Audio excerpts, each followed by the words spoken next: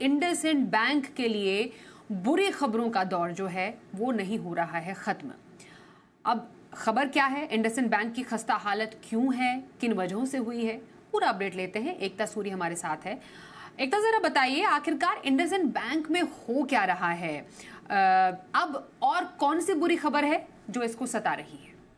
जी बिल्कुल स्वाति, हमने देखा कि कल इंडसइंड बैंक का जो शेयर है वो बहुत टूटा और ऐसे में जो मैनेजमेंट है उसने क्लैरिफिकेशन दी जिससे शेयर आज थोड़ा ऊपर ज़रूर गया। लेकिन इसके बाद जो दूसरी खबर सुनने को मिल रही है वो ये कि आरबीआई ने बैंक से पूछा है कि आप हमें एक्सटर्नल सीईओज़ के जो है नाम हमें रेकमेंड करें, सीईओज़ का नाम हमें रेकमेंड करें। बोर्ड ऑफ डायरेक्टर्स ने जो अभी प्रेजेंट एमडी सीईओ हैं उनके लिए 3 साल का एक्सटेंशन मांगा था, लेकिन 1 साल का ही एक्सटेंशन मिला है। इसके बाद जो सबसे बड़ी वजह जो इंडसइंड बैंक के जो लीडरशिप को देखते हुए आरबीआई ने ये जो नए नामों की सजेशन मांगी है, उसकी वजह ये है कि बैंक जो है 5 से 7 सालों में जो उन्होंने फॉरेक्स में डीलिंग की उसके हेजिंग की कॉस्ट को लेकर वो क्लियर नहीं था।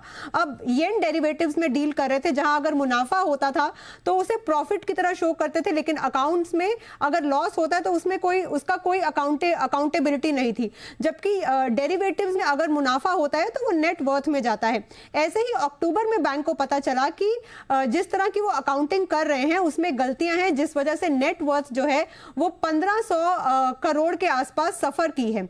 अब ऐसे में बैंक्स ने एक एक्सटर्नल एजेंसी पीडब्ल्यूसी को हायर किया जिसने ये बताया कि आप गलत तरीके से अकाउंटिंग कर रहे हैं, जो नेट वर्थ है वो आपकी सफ़र हो रही है। अब ऐसे में जो बैंक का मैनेजमेंट है उसने क्लैरिफिकेशन ज़रूर दी, लेकिन जाहिर सी बात है कि आरबीआई ने ये जो हेजिंग को लेकर फॉरेक्स में जो डील कर रहे हैं उन्हें डेरिवेटिव्स को लेकर जो नियम थे वो 2023 में निकाले थे। उसके बावजूद जो है बैंक को 1 साल से आगाह किया जा रहा था कि आपकी ये गलती है, आप इसे सुधार ले, लेकिन बैंक फिर भी नहीं सुधार पाया। और जब ऑडिट का समय आया तो देखा कि पिछले कई सालों से वो गलत तरीके से इंटरनल हेजिंग कर रहे हैं, जबकि जो हेजिंग होनी चाहिए वो मार्क टू मार्केट होनी चाहिए।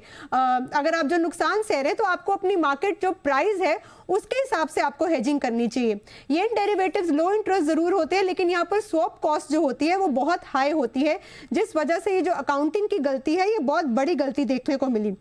अब नए नाम मांगे जा रहे हैं सीईओ की पोस्ट के लिए, सीओओ की पोस्ट के लिए। तो बैंक्स की जो बैंक की खुद की अगर अकाउंटिंग में गलती दिख रही है, आरबीआई के नियमों की दखल अंदाजी हो रही है, तो जाहिर सी बात है कि मैनेजमेंट पर सवाल जरूर उठ रहे हैं। स्वाति